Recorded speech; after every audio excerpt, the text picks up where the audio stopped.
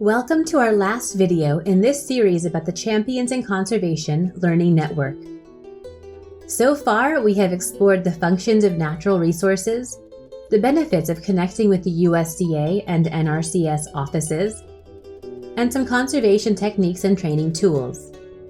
To close this series, we will discuss the primary purpose of the Champions in Conservation Learning Network, which is to promote among farming communities a culture of protecting our planet's natural resources through the establishment of conservation practices. A natural resource is a good or service that is produced by nature without human intervention, which means that humans cannot manufacture natural resources, but we can modify them for our benefit. When a natural resource is in danger or is damaged, the logical step is to take the necessary actions to rescue and protect it. That is why every farmer must know how to recognize the different resource concerns that affect the natural resource of their farms and take the appropriate measures to protect the resources. A resource concern is an anticipated decline of a natural resource to such an extent that the sustainability or intended use of the resource is impaired.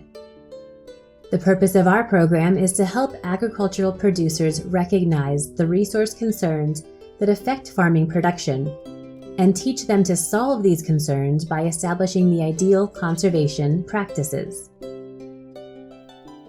Over time and through different approaches, the farming community has implemented a variety of conservation practices that help us protect our precious resources. The Nrcs provides technical recommendations that teach the correct way to apply these conservation practices. In our Ccln trainings, we offer participants the opportunity to put these techniques into practice so they can learn to replicate them on their own land. From knowledge of the functions that resources perform in nature, to identification of resource concerns, to implementing the ideal conservation practices, our field demonstrations provide farmers with the experience needed to become a conservation farmer. We hope all of our Ccln participants join the path of conservation and serve as examples to other producers so that conservation farming becomes a culture rather than the exception.